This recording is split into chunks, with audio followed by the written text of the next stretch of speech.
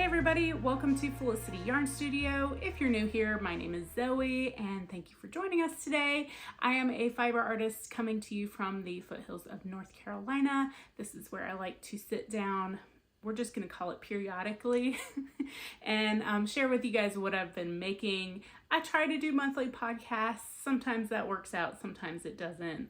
In this case, it's been a while. We're talking probably a good 3 months since the last time I sat down and chatted with you guys. You would think after 3 months that I would have quite a bit of stuff to share with you guys, and I do. It's just gonna be kind of an acquisition heavy episode with very light on what I've been knitting. The last 3 months have been jam-packed here in my non-knitting life, although my whole life is kind of knitting. Since the last time I talked to you guys, I lost a cat, got the cat back.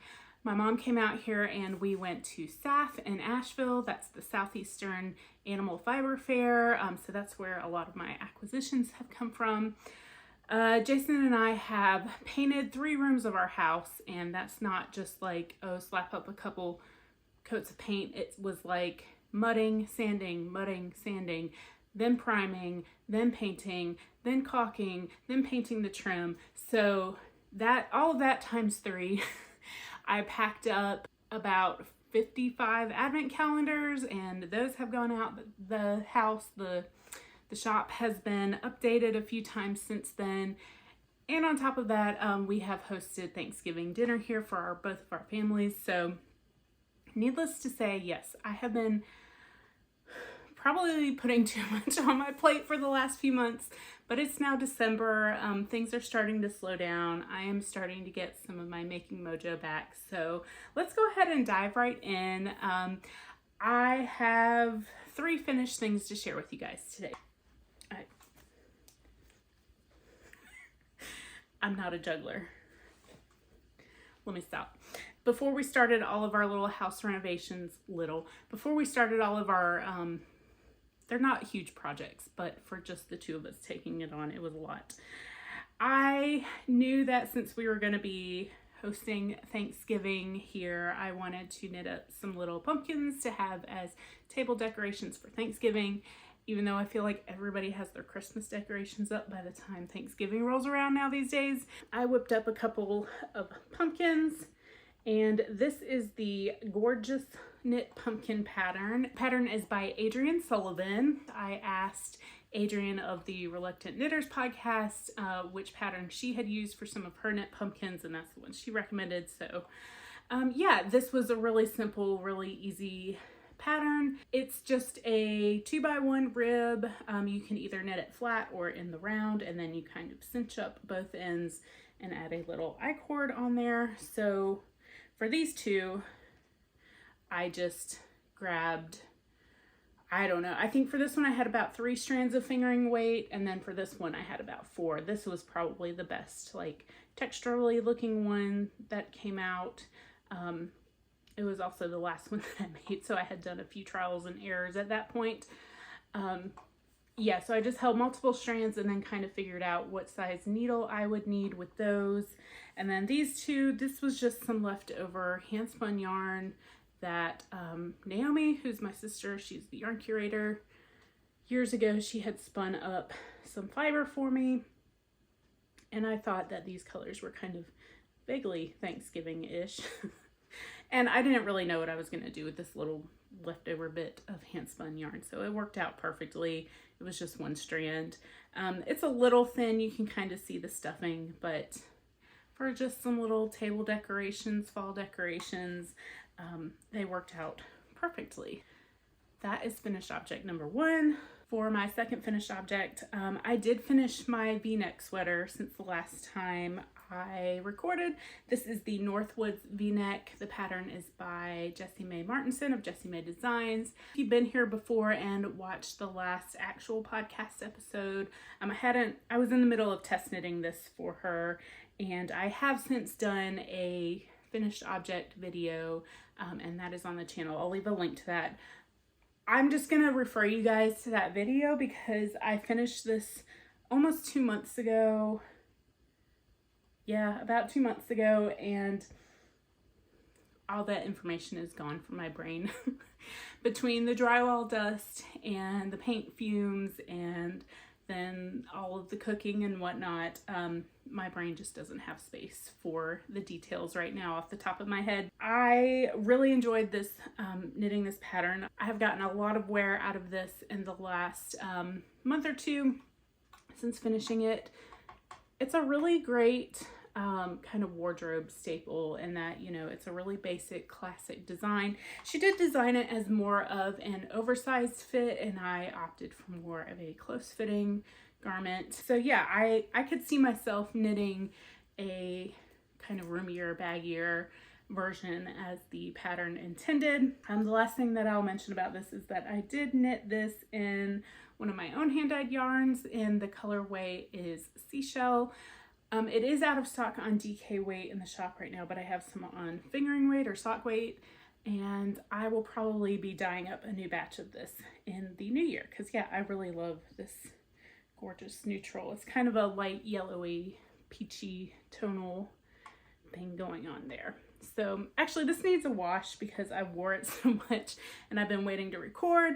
So I will be putting this back into my wardrobe rotation here soon. So that leads us to finished object number 3, which I feel like I am blowing through these, but that's because, again, my brain did not have a ton of space for knitting in the last few weeks and months. So here we have some basic vanilla socks. These are knit for Jason, my husband.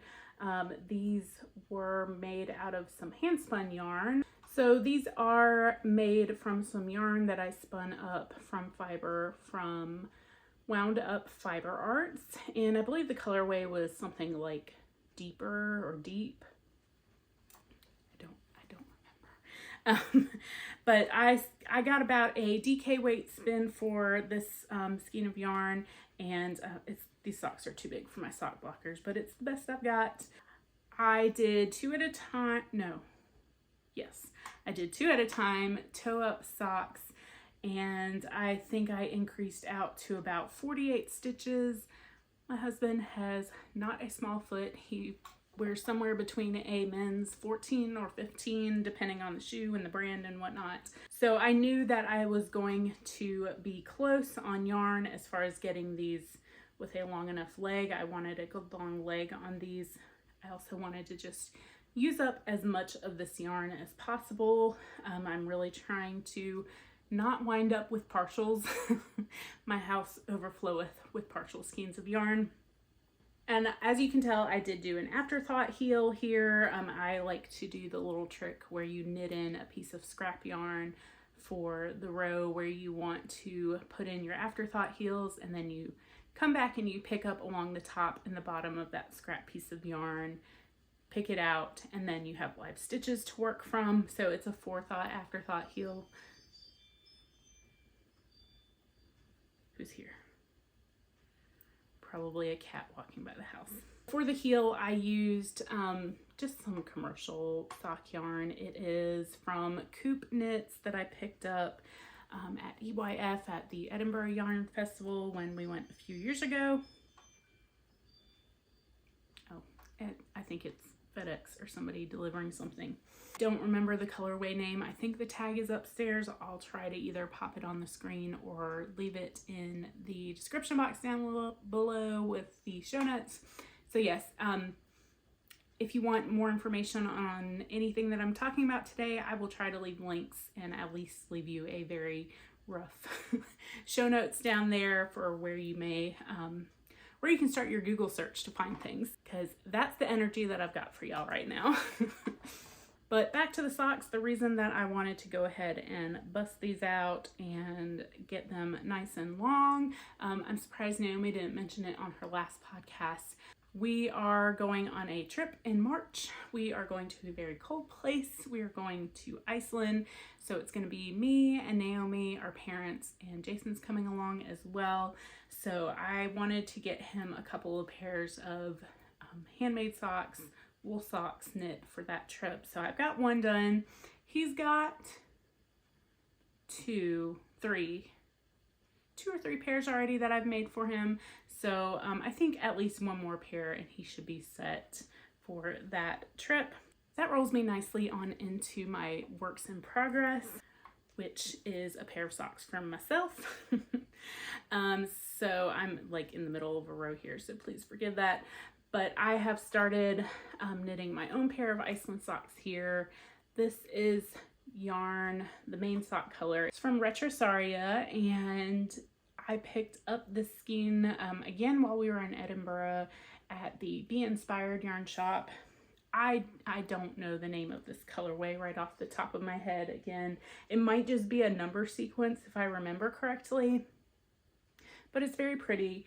And I knew that I had some non-superwash yarn and fingering weight that I had dyed up in this light minty green color. I had used that as the sleeves on my snow pine that I test knit last year for woolen pine. So again, I knew that I had at least half of a skein left over of that. So I went on ahead and used it for the toes and the heels. I will probably not use it for the cuffs because I actually want to go back and lengthen the sleeves on my snow pine just by like an inch or so on each side. And yeah, that's one of the things that I would like to take to Iceland as well, because it's made out of nice woolly wool yarn. So yeah, not a ton to talk about on these other than I'm using size 0 needles versus size 1s that I usually like to knit my socks on. I'm doing 68 stitches. For mine, I did go ahead and do a short row heel versus the forethought afterthought heel. I just kind of like that, like the heels are done once I get to the top of this sock. So yeah, nothing too revolutionary here to talk about. This is just kind of one of my basic sock recipes that I always fall back on if I'm doing it 2 at a time, toe up. Again, I either do the afterthought heel or the short row heel. I would really love to learn the heel flap and gusset from the toe up, but my brain is not ready to compute on that. One thing that I will mention, the reason I have so much like loose slack yarn here is I actually had to tink back a few rows because when my nieces were here for Thanksgiving, they both wanted to learn how to knit. So the first night I just sat down with Olivia and I just we went over the motions and we were working on these because it was all that I had at the time. And whew, that girl messed my socks up. It was worth it in the end because they both left the house on Friday night, knowing how to knit. So it was worth it for her to, you know, mess up a few rows on my socks. I don't mind taking back. So I'm a proud auntie. I have to pass it along. Whether or not they retain it shall be seen. I'll be seeing them at Christmas time here soon though. So if they need a refresher course, I will be happy to offer that to them. Yeah, we just started with some basic garter stitch dishcloths. Olivia's came out a little bit wonky. There were some holes in there, but you know what? I helped them with the cast on, and after that they kept going. Lily hadn't finished hers, but she's definitely not about the speed. She's more about getting it right, which, I mean, she's a few years older, so that makes sense. Whereas Olivia's 9, she just wants to make things as fast as possible because she wants to get to the point where she can make her own socks. So we're gonna get there. We're gonna get there. These are my socks. I really only have one other major whip to share with you guys. There's probably more. I do feel like I've picked up a few things here and there, but these are the only things that have really stuck for me that I keep coming back to. But again, our trip to Iceland has kind of been dictating what I've been knitting, what I've been wanting to knit. So I felt like this was kind of the perfect opportunity to pull my Primrose jumper back out and start getting some progress done on this. I really, really, really want this done for Iceland. I would love to have it done by Christmas, but that might be a bit ambitious. So I am knitting the Primrose jumper by Marie Wallin in the size extra large. Her sizing isn't that great. It only goes up to an extra large. Nonetheless, if you are into all over color work and knitting in woolly wool yarns, she is the designer for you. Now, the last time I showed this to you guys, I was still working on the body. This is gonna make a huge mess. It was right about here on the body the last time I showed it, so I finished that off. It is now on holders because next, after finishing the body, you do the sleeves, and then once the sleeves are knit, you join it all and start working the yoke from the bottom up. So this is a significant amount of knitting. And here is the sleeve that I have started. I've got like 3 balls of yarn connected to it at once right now. You're only ever knitting with 2 colors, but some of them you come in back with a few rows later. 1 less yarn and to weave in is always a blessing. So yes, this is a little bit past a third of the sleeve that I have gotten done. It is turning out quite beautiful as well. So yeah, I am really motivated for this. I'm trying really hard not to get sidetracked and cast on a bunch of things, even though I've got a bunch of things caked up that I want to start. I really feel like I want to finish this and A, get it out of my long-term whip pile, but also B, there's maybe like a month out of the year that I could get away with wearing this here. So I really want it for that trip where I know that it will be super warm and super useful. I purchased the kit from Marie Wallin for this. I'm really glad that I did because it means that all of the color choices have been made for me. I don't have to worry about trying to make 16 or 18 different colors coordinate and work. My only kind of criticism, if you're gonna call it that, it's not the easiest pattern to like read and understand, so please don't be jerks and steal the charts. I mean, I don't know how you're gonna break down a whole sweater from these charts, but like on the bottom row where all the colors are listed, there's an entire line missing on this printed copy of colors, so I have to rely pretty much solely on my digital copy. And then just there's very little written instructions, and the written instructions just, I don't know, they read really clunky to me. It doesn't really make sense. I don't understand some of her like abbreviations and things. Like, I don't know. I'm probably being super nitpicky, but it's a gorgeous pattern. I am modeling my way through it, so if I can do it, anybody can do it. I started this last year as part of the knit along that Nikki from Knitting with Cat Hair has been hosting. She started it last year. It ran a full year, and I think she's doing a second year of Marie Wallin. I don't remember what the exact hashtag is, but go check out her channel. I'm sure that she has lots of information. I've been so zoned out from the rest of the knitting world. I apologize, friends. I'm still here. I'm mostly active on Instagram, but yeah. So that's my Primrose. That is it for like what I have been physically making, other than some spinning that I will get to probably towards the end because it will bookend with one of my acquisitions. So that brings us to SAF, the Southeastern Animal Fiber Fair, and acquisition time. I'm gonna run through my non-SAF purchases first, I think, actually. And actually, this one wasn't even a purchase, this was a gift. My parents' most recent trip was through like the northeast part of the United States, through Maine and Vermont and some of New York, I think, to see the fall colors. So they stopped at Barlett Yarns in Maine, and she picked up this little mini skein pack here for me. It's like in blues and greens.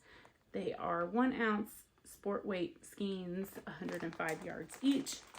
So I don't know what this will grow up to be yet. Either some kind of color work, like hats or mittens, or maybe for the yoke of a sweater. So we shall see. I'm just gonna kind of hold on to these until they speak to me. The next thing that I wanted to share with you guys is I picked up some stitch markers from one of my Insta friends. Her name is Erin. She has a shop called Birchglow Fiber Arts. She makes these really pretty, cute little stitch markers or progress keepers. I think you can get them on either the clasp or the hoop. She also makes needle minders for embroiderists, embroidery artists, and people who embroider, which I'm actually kind of itching to do an embroidery project. I have some supplies put aside. I'm itching to do all of the things now that I finally have free time. But you guys should go check out her Etsy shop. Again, she has lots of really cute, really affordably priced stitch markers if you need a couple extra of those. I myself have like hundreds of stitch markers because I can't control myself. But yes, I had to have those too. Now these I did purchase. Yes, ma'am. Darcy says hi. So as I mentioned, I am kind of trying to knit some more socks for Jason.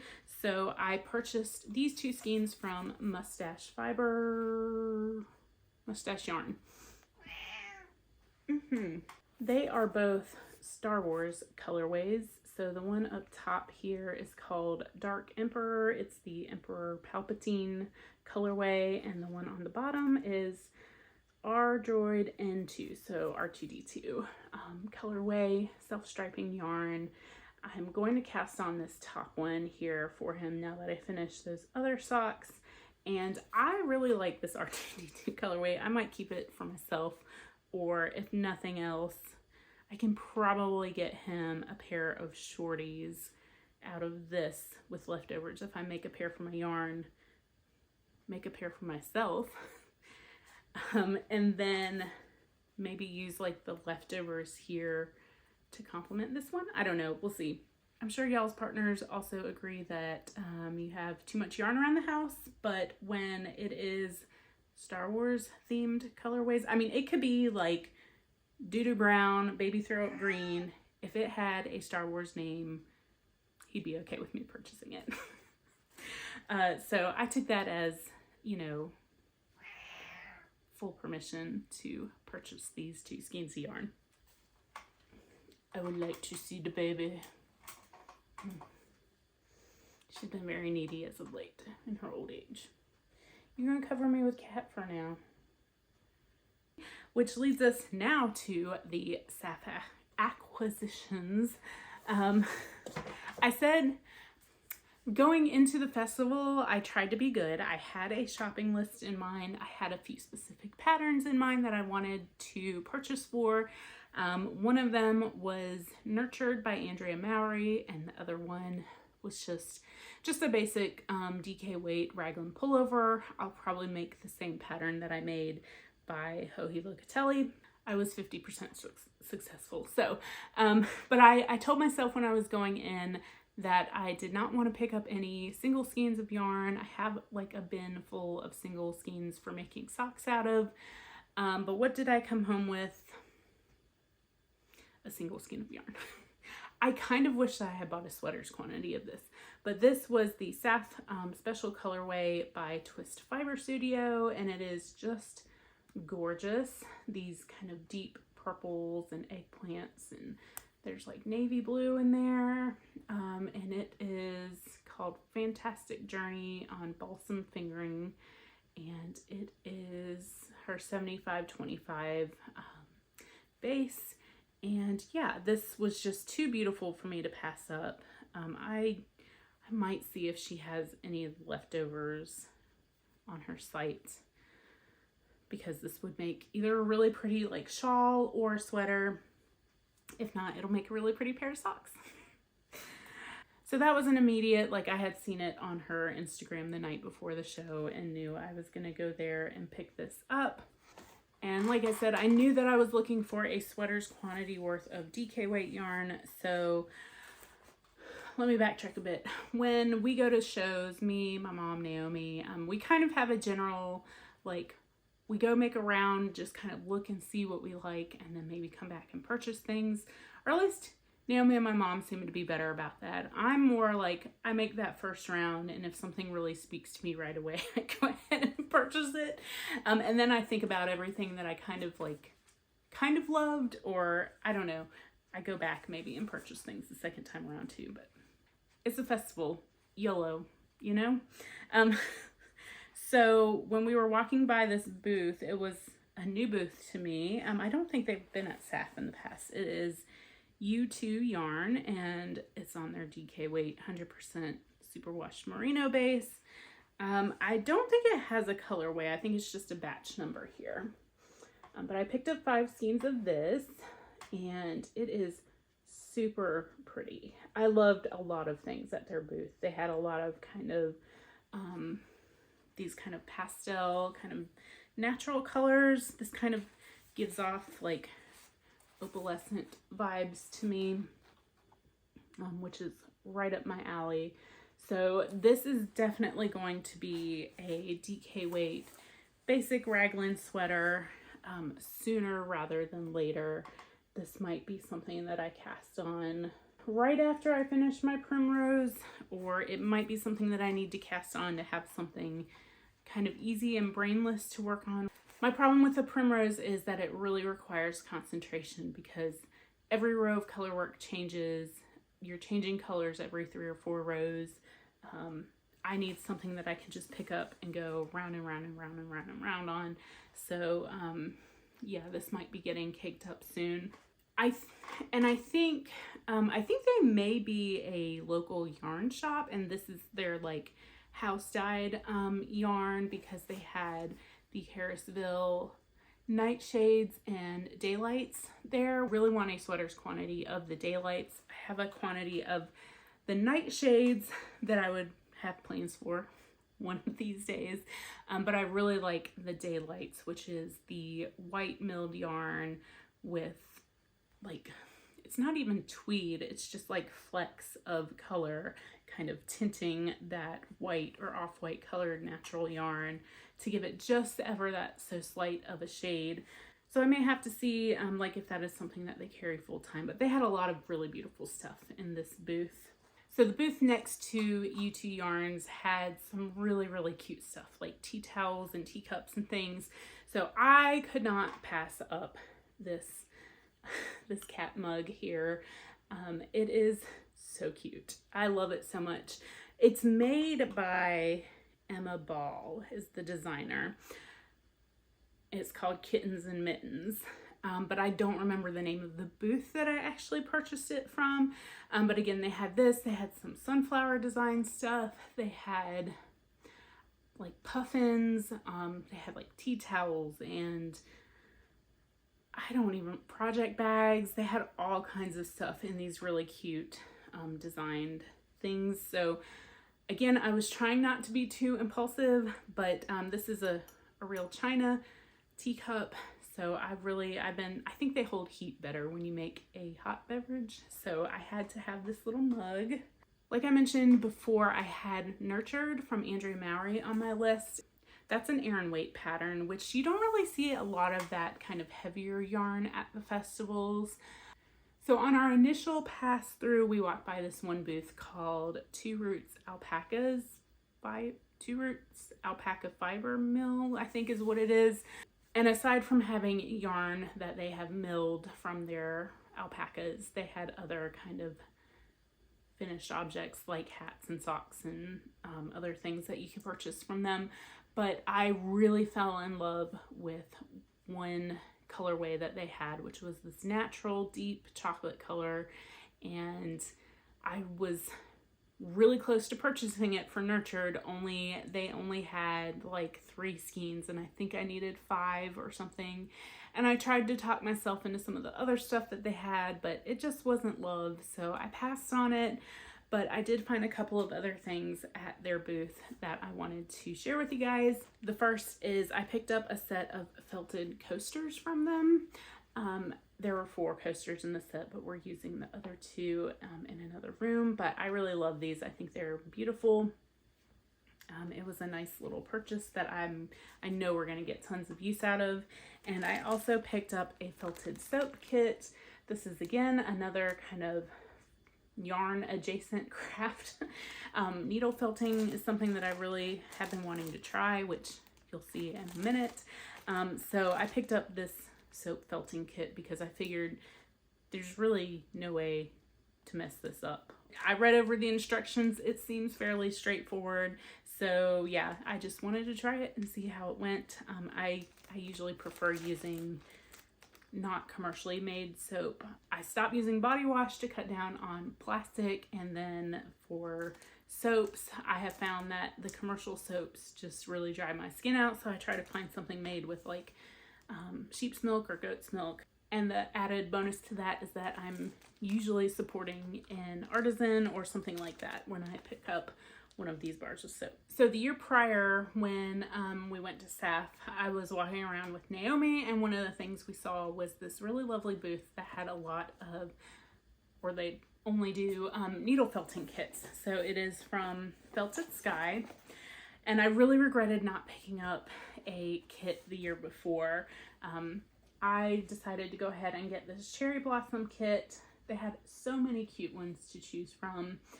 Everything that you need to make this little needle felting project is in here. The fabric, embroidery hoop, felting wool, the needles, and the only thing that's not included is the foam mat that you need because, you know, you're stabbing things. So I picked up both of these, and again, this is a project that I really want to do and I've been itching to do since October, but it's probably gonna have to wait till post-Christmas. It will probably be my like birthday weekend treat to myself. I'll pull this out and make this little embroidery. I think it says that this should take, I think this takes about 6 hours to make total. I don't know. So it'll probably be, yeah, like work on it for a few hours one day over the weekend and then finish it up the next day. So I'm really excited to try my hand at some needle felting. If you have any needle felting resources, YouTube videos, help, just let me know. Drop them in the comment box down below. As my yarn shopping list was kind of short for SAF, I knew that I had a few tools on my shopping list that I wanted to purchase. One of them being a new Nitty Knotty. I wanted an actual wood purpose-made Nitty Knotty. I have been using just some PVC pipe that Jason made for me ages ago. I passed it along to my mom so she could use it for frogging yarn and reskinning it up. But I wound up just getting this Kromsky Nitty Knotty, and yeah, it's something that it's not super glamorous. But I just had a hard time biting the bullet and buying one online, so my mom was like, I'm just gonna buy it for you for an early birthday present. So yay, Nitty Knotty. Another tool that I have really been wanting to get in my arsenal here is a darning egg, because I have a pile of socks that have holes in them that need fixing.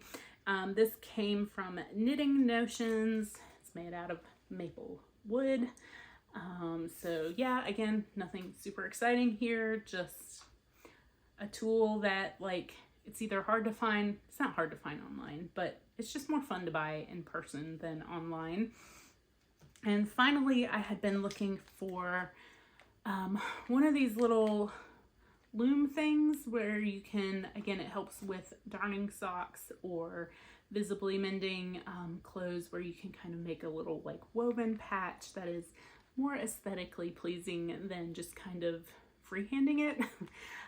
So this is called, it's Cardinal Woodwork Speed Weave. I apologize, I don't remember which booth I picked this up from, but it was one of those things that I knew I wanted to try to find, but it was really hard to find them anywhere. So again, this is something that if you've used one of these or something similar and you have some resources or some tips on how to use these things, please let me know. I know that I want to use one, I just need to find the time. My last acquisition was some fiber. Well, I didn't purchase it last, but it's the last thing that I'm sharing with you guys. From Apothefaery Fabrications. I have spun with some of her fiber in the past, as y'all know. And I picked up 3 braids in this deep dark charcoal colorway because last year I had purchased this braid, and I apologize, she does not put her colorway names on her labels, and that makes me a little bit crazy. But I had purchased this braid, and right before SAF, I had pulled it out, and I really had wanted to spin it. This color is just gorgeous, like deep ruby red. I had wanted to spin it, but I didn't know like what weight I wanted and for what project. I kind of knew that I wanted to use it as an accent color, or as the contrast color in a colorwork jumper, like in the colorwork yoke of a sweater. So yes, I knew going to her booth would probably be the best bet for finding something that was going to work with this.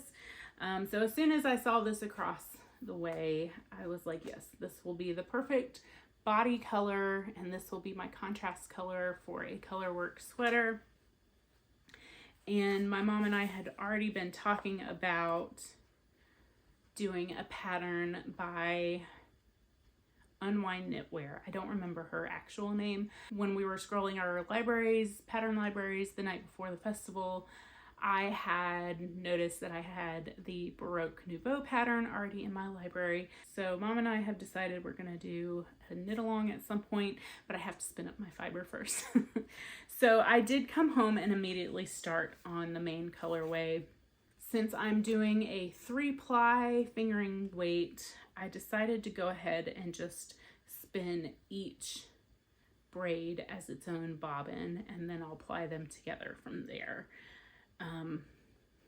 I asked Instagram because I wasn't sure, like, should I do, like, split each braid into thirds, spin them, and then have, like, 3 separate skeins that come from each braid, or do it like I'm doing now, which would be spin each braid and then ply all 3 together at the end. So I think it's gonna maybe meld the colors a little more evenly. Like if there's one that's a little more funky than the rest, that may tone that down a little bit. And I guess I also just, I don't know, maybe that just makes life easier. Maybe it's supposed to, I don't know. My brain was gonna go the first way, but I'm listening to y'all and I'm doing that. So yes, this will be definitely a long-term project. So I'm very excited to get my wheel back out and start spinning again. I had to kind of put my e-wheel away because we had a toddler here for Thanksgiving, and yeah, she was fascinated with my ladybug, which is sitting right next to me. And Jason was like, there's nothing on it. It's just like sitting there empty in the corner. And Jason was like, do you want her playing with that? And I'm like, I mean, I don't think she can hurt anything on it. Well, there's nothing on the wheel, but no, probably not.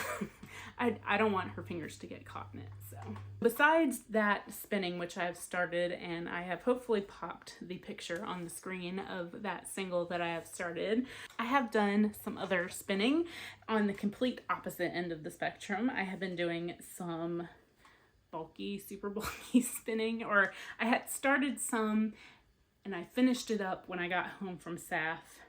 Like I started it months ago and it's been sitting on my wheel unfinished, which was this project. This is an amalgamation, a special blend that I have made of 3 different braids. So the like light green minty color is some some fiber that I dyed up myself. It's kind of opal-y as well, kind of that like green with hints of some neon and some pinks in there. Then I used half a braid of some blue rambouillet. That's what like that is, and half a braid of just some merino from the Spinning Mermaid, which was kind of like pinks and yellows, pastel colors.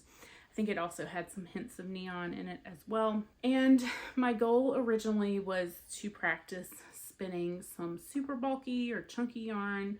I've just been enamored with this particular account on Instagram called What Mama Makes.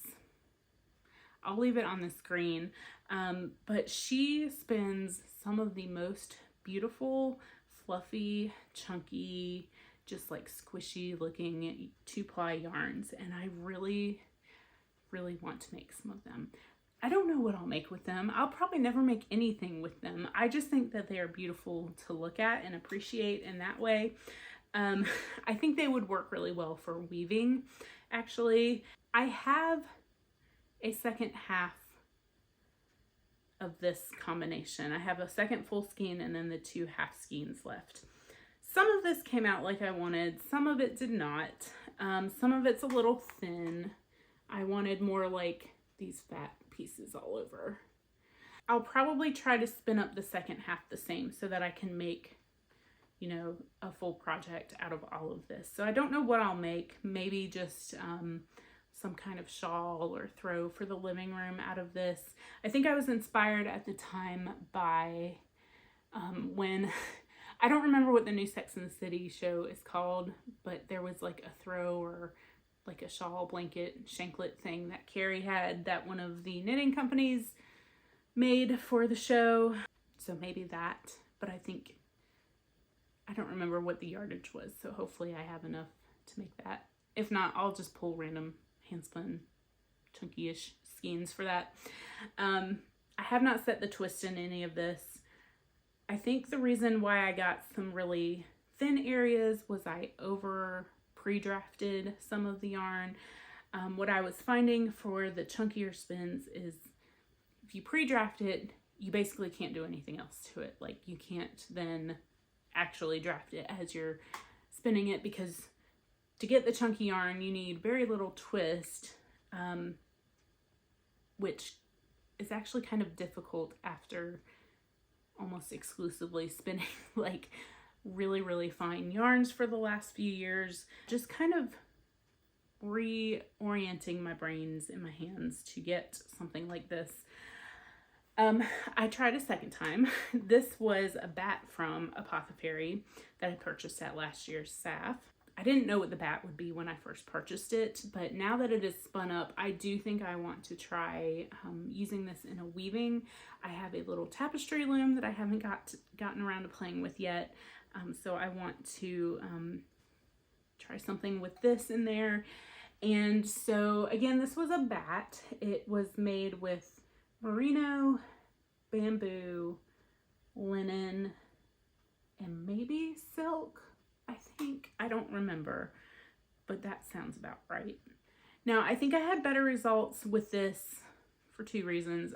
Firstly, I learned my lesson as far as the pre-drafting goes, but secondly it was a bat preparation, so there was naturally a lot of air in the fiber there, whereas I was using roving for these, so the fibers were not really compressed, but they weren't prepped to allow for the extra fiber and the extra, not fiber, to allow for the extra air and kind of fluff in there.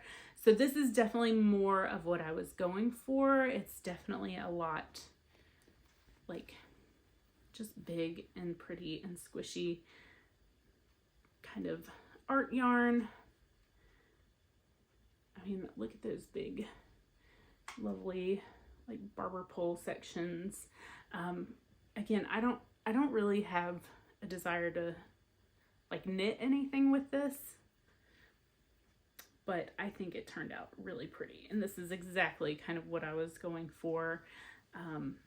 So if you have any suggestions on what to do with some big fluffy art yarn like this, other than stick it on the wall and stare at it in all its beautiful glory, let me know down below what you guys would do with something like this. I mean, I could always knit a hat. I could probably get a hat out of this. I mean, it was a good 6-ounce bat, if I remember correctly. So yeah, I'm super pleased with how this turned out. Now that I've gone back to spinning my fingering weight sweater, I'll probably have to retrain myself to do this kind of chunky spin, or maybe this will be my kind of like transition. So yeah, this is what I have been spinning. All right, y'all, I think that does it for me. I don't really have anything else, shockingly, that I want to sit here and ramble about. I hope that you guys have been doing well. I know it has been a while since we caught up, so drop me a comment down below. Let me know what you're working on. Are you doing any Advent knitting? Are you enjoying opening up your calendars?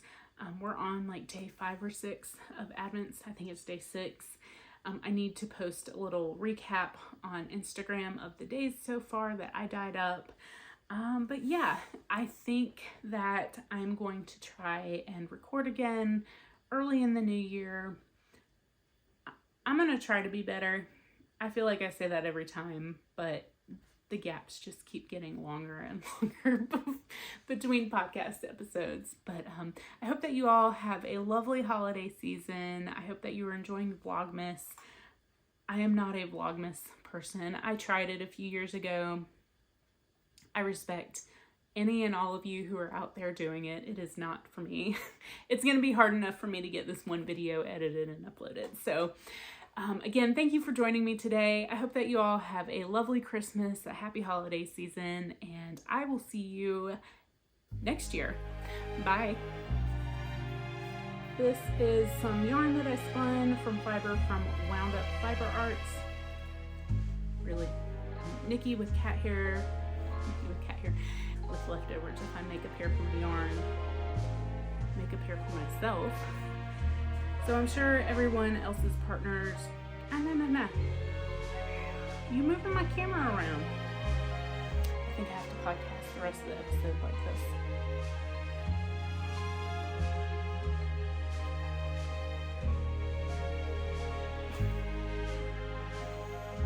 I have the cat claws in the fiber.